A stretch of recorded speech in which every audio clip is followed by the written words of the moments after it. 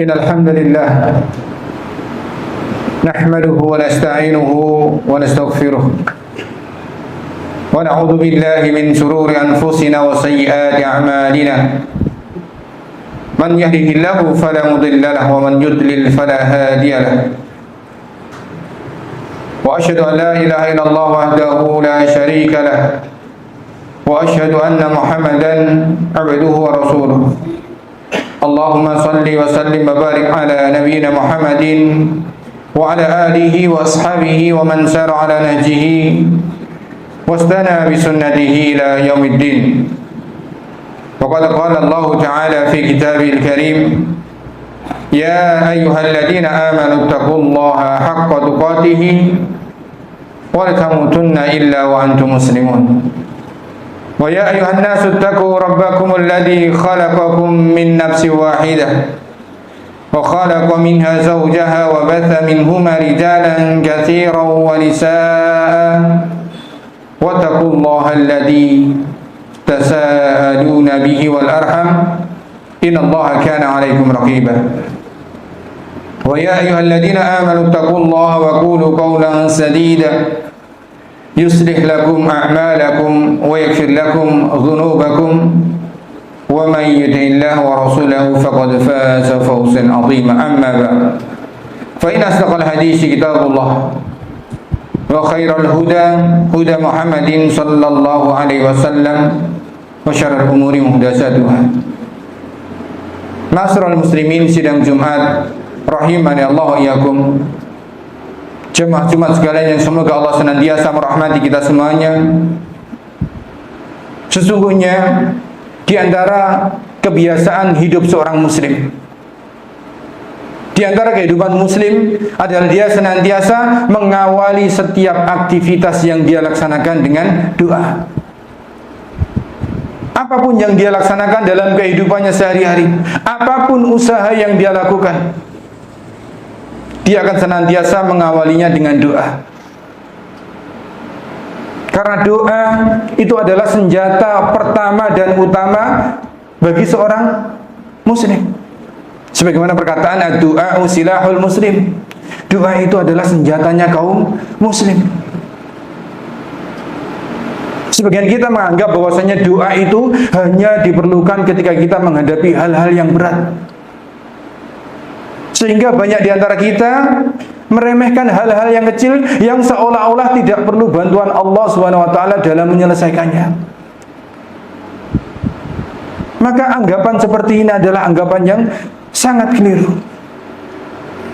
Karena Nabi kita SAW beliau senantiasa mengajarkan kepada kita untuk senantiasa berdoa kepada Allah SWT dalam setiap hal yang ingin kita laksanakan. Bukan hanya untuk hal-hal yang berat, bukan hanya untuk hal-hal yang besar. Bahkan para ulama mereka mengajarkan kepada kita agar kita berdoa kepada Allah SWT sampai-sampai ketika sandal kita putus. Ya Allah, sandalku putus, mudahkanlah aku ya Allah untuk mendapatkan penggantinya. Atau yang lebih remeh lagi, para ulama kita mengajarkan misalnya kepada ibu-ibu ketika dia sedang memasak nasi atau ketika dia sedang memasak sayuran. Ketika dia memasak sayuran kemudian memasukkan bumbu-bumbu ke dalam sayuran tersebut, disyariatkan hendaknya dia berdoa, ya Allah, semoga bumbu-bumbu ini menjadi bumbu yang melezatkan masakan ini ya Allah. Maka dari itu menjadi pelajaran bagi kita. Hendaknya seorang muslim dia senantiasa berdoa untuk setiap apapun yang dia laksanakan.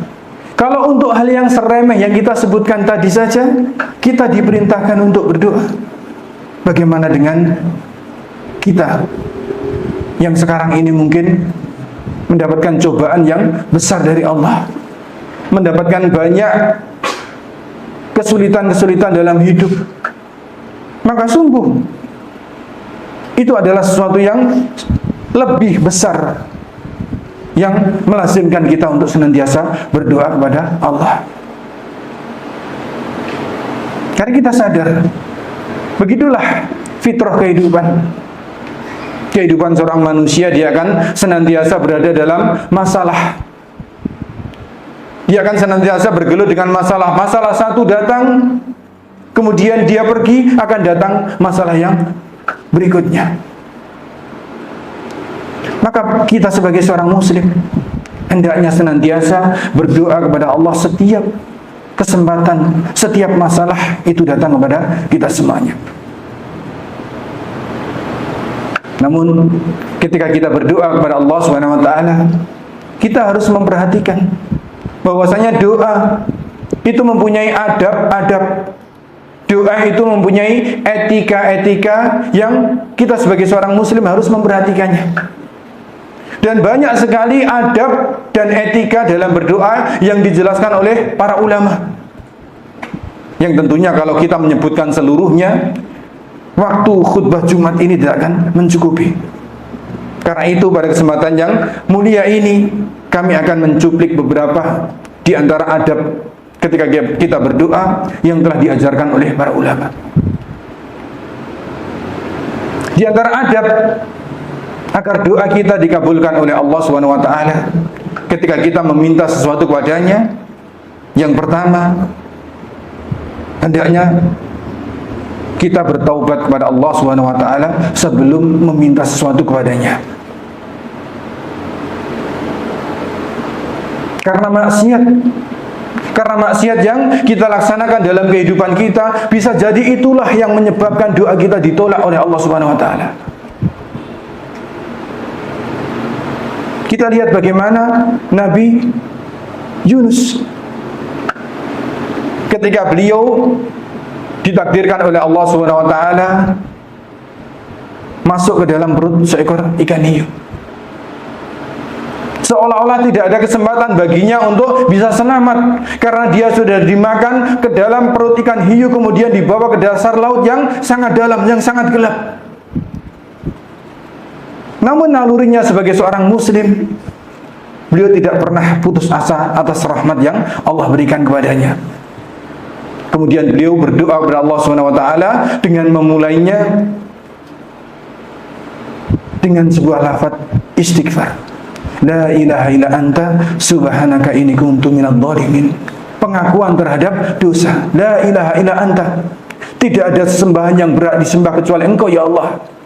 Subhanaka inni kuntu minadh dhalimin. Maha suci Engkau ya Allah, sesungguhnya aku ini termasuk orang-orang yang zalim, orang-orang yang banyak dosa. Itu adalah lafaz memohon ampun kepada Allah Subhanahu wa taala atas dosa-dosa yang dilaksanakan. Apa yang didapatkan? Dengan doa ini Allah mengkabulkan. Allah menyelamatkannya dari perut ikan hiu, yang kemudian ikan hiu itu memuntahkannya. Itulah yang pertama. Hendaknya kita mengakui dosa-dosa kita. Hendaknya kita beristighfar kepada Allah Subhanahu wa taala sebelum kita meminta kepadanya. Ini juga sebagaimana yang diajarkan oleh Nabi Nuh ketika beliau berkata, yang diabadikan Allah Subhanahu wa taala dalam Al-Qur'an, "Faqultu astaghfiru rabbakum innahu kana ghaffara." Maka aku berkata kepada kaumku, beristighfarlah kalian kepada Rabb kalian, sesungguhnya Dia Maha Pengampun. Yursilis samaa'a 'alaikum midrara. Niscaya Allah akan menurunkan hujan yang lebat dari langit. Wa yumdidukum bi amwalin wa banina wa yaj'alakum jannati wa yaj'al lakum anhara. Yang akan melipat gandakan harta-harta kalian, memberikan kepada kalian anak-anak, kemudian akan mengalirkan kepada kalian sungai-sungai, mata air di tengah-tengah pertanian kalian. Itulah dahsyatnya istighfar. Hendaknya kita mengawali doa kita dengan istighfar kepada Allah Subhanahu wa taala, bahwasanya kita adalah hamba-hamba yang penuh dosa. Yang kita harapkan dengan istighfar tersebut Allah mengampuni dosa-dosa kita, kemudian hal itu menjadi sebab tidak ada lagi penghalang maksiat untuk ditolaknya doa-doa kita. Itu yang pertama. Kemudian adab yang kedua yang diajarkan oleh para ulama, hendaknya ketika kita berdoa memilih tempat-tempat waktu-waktu dan keadaan-keadaan yang di situ Allah menjanjikan dikabulkannya doa. Kita harus cerdas. Bukan berarti tidak boleh kita berdoa setiap saat. Boleh. Kapanpun kita boleh berdoa kepada Allah Subhanahu wa taala. Namun seorang muslim yang cerdas, dia akan memilih tempat-tempat, waktu-waktu dan keadaan-keadaan di mana doa itu mudah dikabulkan oleh Allah Subhanahu wa taala. Apa di antaranya? Di antaranya adalah ketika sepertiga malam terakhir. Ketika antara adzan dan iqamah.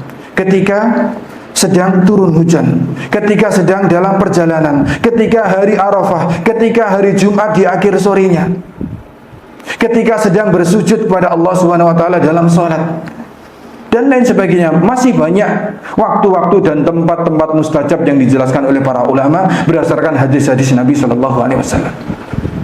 Maka kita harus memanfaatkan kesempatan-kesempatan tersebut. Ketika kita bersujud, ketika kita sedang sholat sendirian, hendaknya memperpanjang sujud kita untuk kita meminta kepada Allah Subhanahu wa taala. Atau ketika turun hujan, kita gunakan kesempatan itu untuk berdoa kepada Allah Subhanahu wa taala agar hajat kita dikabulkan. Atau antara adzan dan iqamah dan lain sebagainya. Karena tempat-tempat dan waktu-waktu itu adalah waktu-waktu dan tempat-tempat yang sudah Allah janjikan Allah akan mengabulkan doa-doa bagi seorang hamba yang dia meminta padanya. Itu yang kedua. Kemudian yang ketiga, hendaknya seorang muslim ketika dia berdoa kepada Allah yakin bahwasanya dengan kekuasaan Allah SWT, Allah mudah mengabulkan setiap doa yang kita panjatkan padanya. Tidak ada yang tidak mungkin. Apapun yang kita minta, mudah bagi Allah untuk mengabulkannya. Jangan pernah ada keraguan dalam hati kita ketika kita minta kepada Allah. Apakah yang mungkin Allah mengabulkan doaku? Apakah mungkin aku mendapatkan hal itu? Hilangkan keraguan itu. Kita harus yakin kepada Allah Subhanahu wa taala bahwasanya Allah mudah untuk mengabulkan apapun yang kita minta. Ini sebagaimana yang disabdakan oleh Nabi kita sallallahu alaihi wasallam, "Ud'ullaha wa antum muqinuna bil ijabah." Berdoalah kepada Allah Subhanahu wa taala dalam keadaan kalian yakin bahwasanya mudah bagi Allah untuk mengabulkannya. Maka kita harus yakin apapun yang kita minta, sebesar apapun masalah yang menimpa kita, seberat apapun cobaan yang datang kepada kita, kita yakin bahwasanya tidak ada yang mustahil ketika Allah sudah meridhoinya, Allah sudah menghendakinya. Maka kita harus yakin bahwasanya seberat apapun masalah kita, mudah bagi Allah untuk menyelesaikannya. Kemudian di antara adab yang diajarkan oleh para ulama adalah kita hendaknya ketika berdoa bersabar. Bersabar. Jangan terburu-buru ketika kita berdoa. Karena terkadang seseorang itu berdoa langsung dikabulkan. Terkadang harus menunggu berhari-hari baru dikabulkan. Terkadang menunggu berbulan-bulan baru dikabulkan. Terkadang menunggu bertahun-tahun atau bahkan berpuluh-puluh tahun baru dikabulkan. Hendaknya kita bersabar. Karena tidak sabarnya kita dalam berdoa itu diantara salah satu sebab doa kita ditolak oleh Allah Subhanahu wa taala. Ini sebagaimana Nabi kita sallallahu alaihi wasallam bersabda, "Yustajabu li ahadikum ma lam ya'jal." Akan dikabulkan setiap doa dari salah seorang di antara kalian selama dia tidak tergesa-gesa. Apa itu tidak tergesa-gesa? Beliau menjelaskan, yaqulu da'autu. Dia berkata, aku sudah berdoa. Falam yustajab. Namun ternyata belum dikabulkan. Namun ternyata Allah tidak mengabulkan. Kita harus yakin bahwasanya Allah mudah untuk mengabulkannya. Kita harus sabar. Karena sebagaimana kita sampaikan, terkadang doanya seseorang itu dikabulkan langsung, atau terkadang ditunda oleh Allah Subhanahu wa taala, atau terkadang dijadikan pahala olehnya. Atau terkadang doa itu diganti dengan menghapus takdir buruk yang seharusnya menimpa dirinya. Maka kita harus senantiasa berhusnudzon kepada Allah. Karena sebagaimana disebutkan Nabi SAW, Allah Subhanahu wa Ta'ala mempunyai 3 cara ketika mengabulkan doa seorang hamba. Apa saja? Ini sebagaimana Nabi kita sallallahu alaihi wasallam menjelaskan. Ma min muslimin yad'u bi da'watin laisa fiha ismun wala khati'atur rahim. Tidaklah seorang muslim dia berdoa kepada Allah Subhanahu wa taala dengan sebuah doa yang di sana tidak mengandung dosa. Syaratnya ini, tidak mengandung dosa. Wala khati'atur rahim, dan tidak mengandung hal yang memutuskan tali silaturahim. Apa konsekuensinya? Illa atahullahu biha ikhdasalasin, kecuali pasti Allah akan mengabulkan baginya dengan salah satu di antara 3 cara. Apa saja? Nabi sallallahu alaihi wasallam melanjutkan, imma an yu'ajjala lahu da'watuhu, imma an tu'ajjala lahu da'watuhu. Bisa jadi Allah langsung mengabulkan doanya sama persis sesuai dengan yang dia minta. Betapa sering kita berdoa kepada Allah Subhanahu wa taala, kemudian Allah mengabulkan persis dengan apa yang kita minta. Begitulah cara Allah. Terkadang dikabulkan sama persis. Atau terkadang dengan cara yang lain, wa imma an tudakhiraha lahu fil akhirah. Atau bisa jadi Allah seolah-olah tidak mengabulkan. Seolah-olah yang kita minta, kita sudah meminta berbulan-bulan, kita sudah meminta bertahun-tahun atau bahkan berpuluh-puluh tahun, ternyata seolah-olah doa kita tidak dikabulkan. Maka kita harus berhusnudzon. Bisa jadi ini adalah cara Allah mengabulkannya dengan cara yang kedua. Ditunda doa ini tidak dikabulkan, namun dijadikan pahala yang akan diberikan nanti di akhirat. Sehingga dalam sebuah riwayat dikabarkan, nanti di surga akan ada suatu kaum yang dia mendapatkan kenikmatan yang luar biasa banyak. Ketika ditanya, apa yang kamu lakukan sehingga engkau mendapatkan begitu banyak kenikmatan seperti ini? Ketahuilah bahwasanya kenikmatan ini aku dapatkan karena dahulu di dunia doa-doaku tidak dikabulkan oleh Allah Subhanahu wa taala. Namun aku senantiasa bersabar. Maka orang yang bertanya ini dia menyampaikan, duhai alangkah indahnya seandainya dahulu ketika di dunia doaku tidak dikabulkan oleh Allah Subhanahu wa taala. Masya Allah. Inilah ternyata orang yang berdoa kepada Allah kemudian seolah-olah tidak dikabulkan, dia bersabar senantiasa meminta dan meminta. Ternyata bisa jadi Allah mengabulkannya dengan cara menjadikan doa tersebut menjadi pahala yang dia akan raih nanti di hari kiamat dengan sebuah kenikmatan yang tidak disangka-sangka. Atau dengan cara yang ketiga, wa imma an yusarrifa anhu minasu'i mislah. Atau bisa jadi Allah menyimpangkan takdir buruk baginya yang seharusnya menimpa dirinya sesuai dengan doa yang dia minta. Bisa jadi seorang yang berdoa seolah-olah doanya tidak dikabulkan, namun ternyata Allah mengabulkannya dengan cara menghapuskan takdir buruk yang seharusnya menimpa dirinya. Karena tidak ada yang bisa merubah takdir kecuali doa. Maka dengan apa yang kita sampaikan tadi, dengan penjelasan yang disebutkan dengan begitu gamblang oleh Nabi Muhammad SAW, hendaknya menjadi semangat bagi kita ketika kita berdoa. Karena terkadang kita mengalami ketika kita berdoa langsung dikabulkan oleh Allah Subhanahu wa taala. Namun terkadang kita berdoa berpuluh-puluh tahun bahkan. Namun ternyata doa kita seolah-olah tidak dikabulkan oleh Allah Subhanahu wa taala. Kita harus senantiasa berhusnudzon kepada Allah Subhanahu wa taala. Semoga Allah mengabulkan doa kita dengan salah satu di antara cara yang sudah kita sebutkan tadi. Aku qouli hadza wa astaghfirullah li wa lakum wa lisairil muslimina min kulli dhanbin fastaghfiruhu innahu huwal ghafurur rahim.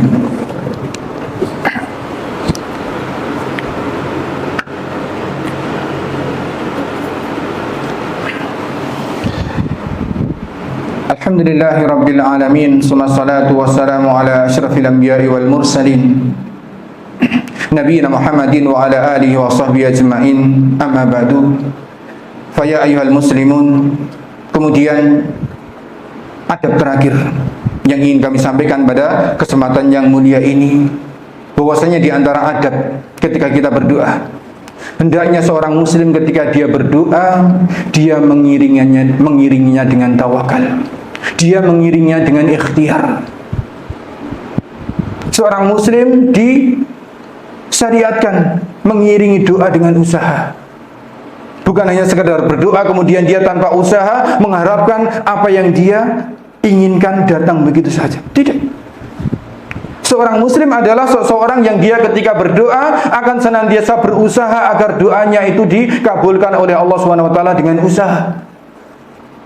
Inilah yang tersirat sebagaimana ketika suatu hari Nabi SAW menawarkan salah seorang sahabat untuk meminta kepada beliau agar berdoa kepada Allah mengabulkan apa yang dia inginkan. Sahabat ini ketika ditawari agar Rasulullah SAW berdoa untuknya, apa yang dia minta? Dia meminta agar nanti di hari kiamat dia dimasukkan ke dalam surga bersama Rasulullah SAW. Masya Allah, permintaan yang luar biasa. Apa jawaban beliau? Fa'aini ala du'aika bikasrati sujud. Baik, namun bantulah atas doa-doa yang kamu minta dengan kamu memperbanyak sujud. Artinya ketika kita berdoa kepada Allah agar kita dimasukkan ke dalam surga, kita harus membuktikan dengan usaha memperbanyak ibadah kepada Allah SWT.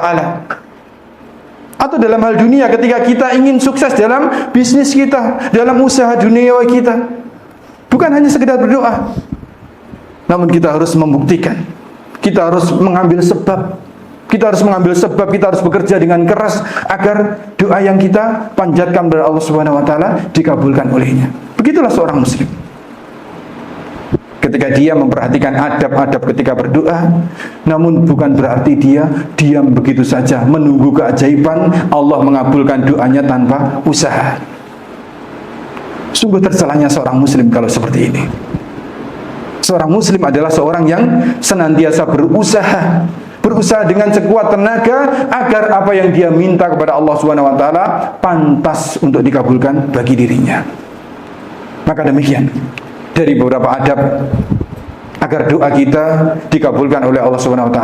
Semoga ini menjadi semangat bagi kita, menjadi bekal bagi kita ketika kita berdoa kepada Allah SWT, sehingga dengan begitu semoga kita adalah termasuk ke dalam golongan orang-orang yang senantiasa dikabulkan oleh Allah SWT atas doa-doa kita. Allahumma amin. Innallaha wa malaikatahu yusalluna 'alan nabi ya ayyuhalladzina amanu sallu 'alaihi wa sallimu taslima. Allahumma salli 'ala Muhammad wa 'ala ali Muhammad walhamdulillahi rabbil alamin.